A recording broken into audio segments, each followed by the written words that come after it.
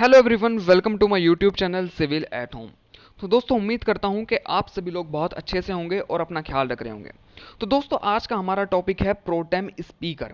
What is the meaning of pro tem speaker, what is the working of pro tem speaker, what is the process of appointment of pro tem speaker. ये सारी चीज़ें दोस्तों हम आज की इस वीडियो में देखने वाले हैं, क्योंकि ये दोस्तों टॉपिक बहुत ही ज़्यादा हॉट टॉपिक है just after the formation of 18th Lok Sabha. 18th Lok Sabha के फॉर्म होने के बाद ये टॉपिक दोस्तों रेगुलरली न्यूज़ में है। तो दोस्तों, इसका मतलब है कि इससे क्वेश्चन आने के ज़्यादा चांसेस हैं आपके कम्पिटिटिव एग्जाम में। तो दोस्तों, चलिए स्टार्ट करते हैं आज के टॉपिक को। तो दोस्तों, सबसे पहले हम देखेंगे meaning of pro tem. What is the meaning of this term pro tem. तो दोस्तों, अगर हम सारी चीज़ें पढ़ भी लें प्रोटेम स्पीकर के बारे में और हमें इस टर्म का मीनिंग ही ना पता हो, तो दोस्तों उन सारी चीज़ों का क्या मतलब रह जाता है। तो दोस्तों, यहाँ पर सबसे पहले हम देखेंगे कि इस प्रोटेम टर्म का मीनिंग क्या होता है। तो दोस्तों, इस टर्म का मीनिंग होता है pro tem is a Latin phrase which means for the time being और टेम्पोरेरीली। ठीक है दोस्तों, इसका मतलब क्या हो गया कि किसी एक पर्टिकुलर टाइम के लिए या फिर टेम्पोरेरीली जब हम किसी को अपॉइंट करते हैं तो दोस्तों उसे बोलते हैं हम प्रोटेम। ठीक है, या फिर हम बोल सकते हैं जनरली बोलते हैं प्रोटेम का मीनिंग होता है टेम्परेरी। ये बात समझ में आई। अगर मैं इस प्रोटेम के आगे आपका वर्ड लगा देता हूं स्पीकर, तो दोस्तों इसका मतलब क्या हो गया प्रोटेम स्पीकर, और इस पूरे का मतलब क्या हो गया स्पीकर फॉर टाइम बीइंग या फिर टेम्परेरी स्पीकर। ठीक है दोस्तों, ये बात समझ में आई आपको प्रोटेम स्पीकर का मतलब क्या होता है। नेक्स्ट दोस्तों, आगे बढ़ते हैं हमारा। आगे हम दोस्तों इसमें देखेंगे कि हमारा क्या ये टर्म कॉन्स्टिट्यूशन में कहीं मेंशन है। दोस्तों, आप यहां पर देख सकते हैं कि the constitution does not mention the term pro tem speaker, या फिर प्रोटेम स्पीकर की पोस्ट को कॉन्स्टिट्यूशन में कहीं भी मेंशन नहीं किया गया है। तो दोस्तों, यहां पर आप समझ सकते हैं कि यहां पर अब ये कितना ज्यादा क्रिटिकल हो जाता है आपके लिए समझना। अगर आपसे मान लो दोस्तों क्वेश्चन आ सकता है where this post pro tem speaker mention in the constitution of India, तो दोस्तों आपका आंसर क्या होना चाहिए नन ऑफ दी अबव। वो आपको ऑप्शन दे देगा कि आर्टिकल 95, आर्टिकल 99, आर्टिकल 110, कुछ भी वो आपको आर्टिकल दे देगा कॉन्स्टिट्यूशन के, और डायरेक्टली आपसे क्वेश्चन करेगा कि ये प्रोटेम स्पीकर की पोस्ट कॉन्स्टिट्यूशन में कहां पर मेंशन है। तो दोस्तों आपका आंसर होना चाहिए कि ये आपको पता होना चाहिए कि ये टर्म या फिर ये पोस्ट प्रोटेम स्पीकर की पोस्ट कॉन्स्टिट्यूशन में कहीं भी मेंशन नहीं है। ठीक है दोस्तों, ये बात आपको 100% याद रहनी चाहिए, आपको पता होना ही चाहिए। आगे बढ़ते हैं दोस्तों। अगर ये दोस्तों टर्म आपकी कॉन्स्टिट्यूशन में मेंशन नहीं है, प्रोटेम स्पीकर अगर आपका कॉन्स्टिट्यूशन में मेंशन नहीं है, तो ये दोस्तों टर्म आई कहां से है, ये पोस्ट आई कहां से है प्रोटेम स्पीकर की। तो दोस्तों यहां पर मैं आपको बता रहा हूं कि ये जो आपकी टर्म है ये कहां से आती है the official handbook on working of ministry of parliamentary affair. तो दोस्तों मिनिस्ट्री ऑफ पार्लियामेंट्री अफेयर की एक अपनी हैंडबुक है, वर्किंग हैंडबुक है। ठीक है, तो वहां पर ये पोस्ट हमारी है, वहां पर इसके बारे में बताया गया क्या appointment and swearing in of the pro tem speaker. तो दोस्तों ये जो आपकी हैंडबुक है, कौन सी handbook on working on ministry of parliamentary affairs, speaks about the appointment and swearing in of the pro tem speaker. ये बात दोस्तों आपको समझ में आई। ये दोस्तों क्या दो पॉइंट यहां से निकलते हैं, क्या पहला कि ये जो मेरी पोस्ट है कॉन्स्टिट्यूशन में कहीं भी मेंशन नहीं है।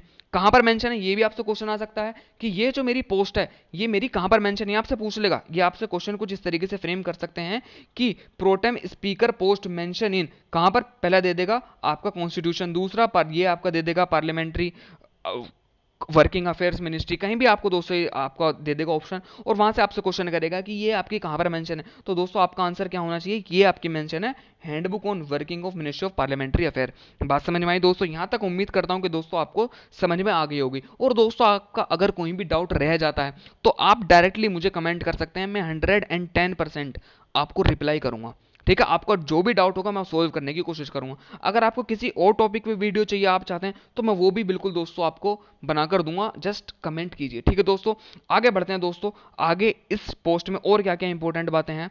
दूसरा, ये जो सबसे ज्यादा इंपॉर्टेंट पार्ट है selection of pro tem speaker, pro tem speaker का सिलेक्शन कैसे किया जाता है। तो दोस्तों इसके पीछे एक छोटी सी मैं आपको स्टोरी बनाने की कोशिश करता हूं जिससे आपको समझ में आए। तो दोस्तों जैसे कि अभी आपको पता है कि हमारी 18th लोकसभा क्या हुई है, हमारी फॉर्म हुई है।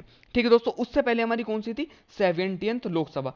अब दोस्तों क्या हुआ, जब मेरा इस 17th लोकसभा का पूरा कार्यकाल पूरा हो चुका है, जब इसका पूरा टाइम हो चुका है, कार्यकाल पूरा हो चुका है मेरी 17th लोकसभा का, तो दोस्तों क्या होती है, ये हो जाती है मेरी डिसॉल्व।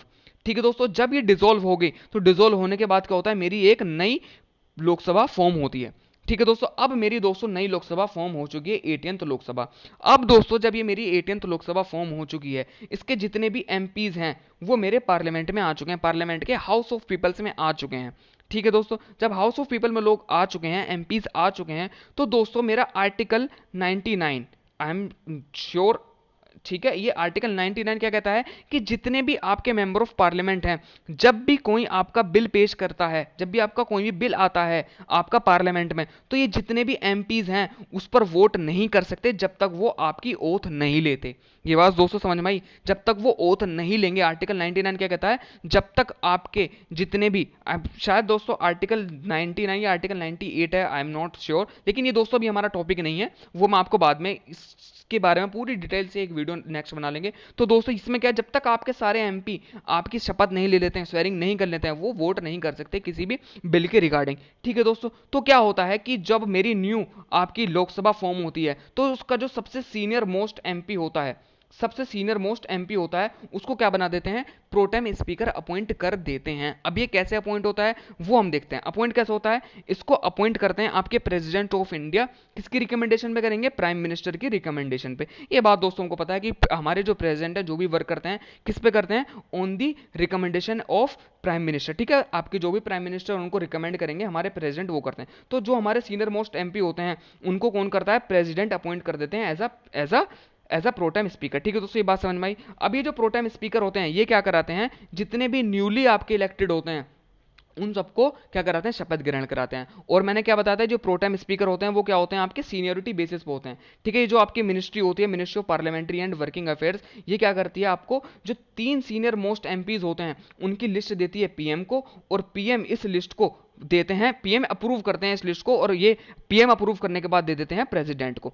ठीक है दोस्तों, तो प्रेसिडेंट क्या करते हैं, इनको अपॉइंट करते हैं, किसको, प्रोटेम स्पीकर को। ठीक है दोस्तों, ये बात समझ में आई, इस तरीके से सारी वर्किंग चलती है। ठीक है दोस्तों, तो यहां तक आपको बात समझ में आ गई होगी कैसे कैसे अपॉइंट किया जाता है। तो यहां देख लीजिए, अब मैंने आपको बता दिया, आपको बेसिक आइडिया लग चुका है कि कैसे किया जाता है। 3 लोग क्यों किए जाते हैं, 3 लोग, अब मैं आपको आगे देख लेती है, मैं आपको अब क्या बताने वाला हूं।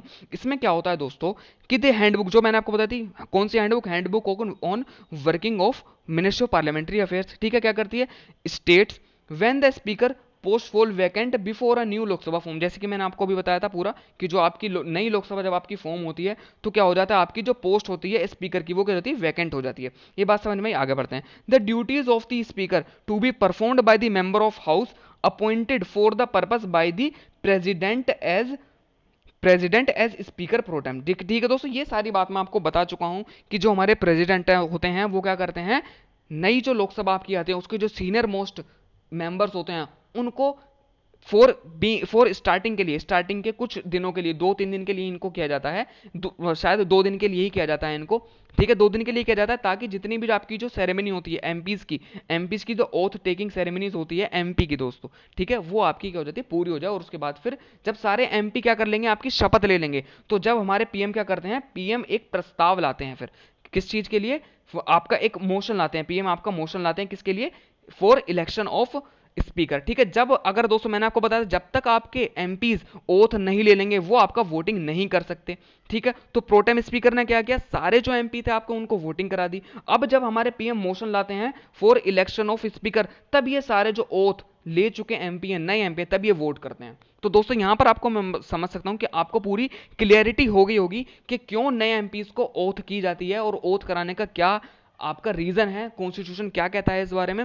ये सारी चीज दोस्तों आपको समझ में आ गई होगी, आप सारी चीजों को कनेक्ट कर सकते हैं। तो एक बार और इन सारी चीजों को समराइज कर देंगे लास्ट में। ये बात दोस्तों आपको समझ में आ गई किस तरीके से इनका सिलेक्शन किया जाता है।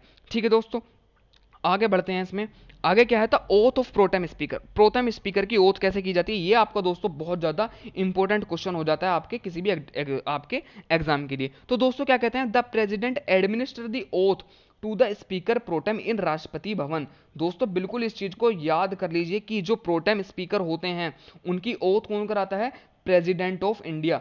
ठीक है, उनको अपॉइंट कौन करता है, president of India on the recommendation of prime minister.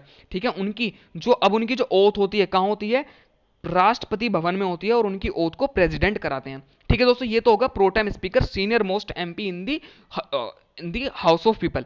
ठीक है, लोकसभा में जो सीनियर मोस्ट एमपी आपका होता है उसकी ओथ कौन कराता है, आपका आपका प्रेसिडेंट कराते हैं for pro tem speaker on the recommendation of prime minister. ठीक है, आगे बढ़ते हैं।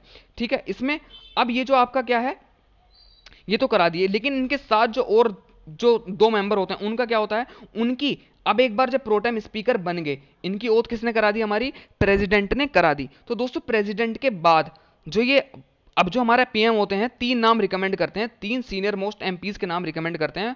ठीक है, तो उनमें जो सबसे सीनियर होगा उसको जो हम बना देते हैं प्रो टाइम स्पीकर, और जो उसके बाद होते हैं दो लोग जो होते हैं, अब इनमें से जो दो लोग बचे वो इनकी क्या करते हैं, इनको असिस्ट करते हैं। ठीक है, इनको असिस्ट करते हैं, इनकी हेल्प करते हैं। जितने भी हमारे एमपी कितने 543 एमपीज हैं। ठीक है, तो इनको अब ये अकेले तो नहीं करा सकते इन सबकी शपथ, इन सबकी सेरेमनी, आपकी स्वेरिंग इन सेरेमनी, तो दोस्तों इनको असिस्ट करते हैं ये दो लोग। ठीक है, अब जब दोस्तों प्रो टाइम स्पीकर की ओथ किसने करा दी, हमारी प्रेसिडेंट ने करा दी। अब जब प्रेसिडेंट ने इनकी करा दी, किसकी, जो सीनियर मोस्ट एमपी है उसकी ओथ करा दी as a pro tem speaker, तो जो इनके साथ वाले होते हैं, अब जो प्रो टाइम स्पीकर के साथ वाले जो दो लोग होते हैं, उनकी सेरेमनी कहाँ होती है, लोकसभा में होती है, और ये जो हमारे प्रो टाइम स्पीकर हैं ये उनकी ओथ को कराते हैं। तो दोस्तों मैं उम्मीद करता हूं दोस्तों कि आपको सारी चीजें समझ में आ गई होंगी। अगर आपको कुछ भी समझ में नहीं आया तो आप वीडियो को दोबारा देख सकते हैं, और दोस्तों आप मुझे कमेंट कर सकते हैं, अपना डाउट पूछ सकते हैं। ठीक है दोस्तों, तो यहां से आपको कोई भी डाउट हो तो आप मुझसे पूछ सकते हैं। अगर दोस्तों आप एक बार इसका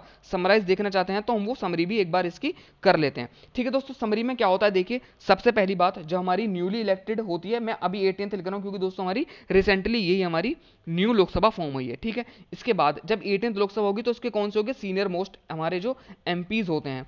ठीक है, इनको कौन देखता है, ministry of parliamentary affairs in लोगों को देखती है कि कौन सबसे ज्यादा सीनियर है। फिर ये मिनिस्ट्री ऑफ पार्लियामेंट्री अफेयर क्या करती है, इसको नाम को सेंड करती है, किसको, पीएम को। ठीक है, पीएम फिर अप्रूव करते हैं, पीएम अप्रूव करने के बाद किसको देते हैं, हमारे प्रेसिडेंट को। ठीक है, जब इन्होंने इनका नाम प्रेसिडेंट को दे दिया तो ये जो हमारे प्रेसिडेंट होते हैं, जो इनका सबसे ज्यादा सीनियर मोस्ट होता है, उसको क्या कराते हैं, प्रोटेम स्पीकर की ओथ कराते हैं, कहां पर, राष्ट्रपति भवन में।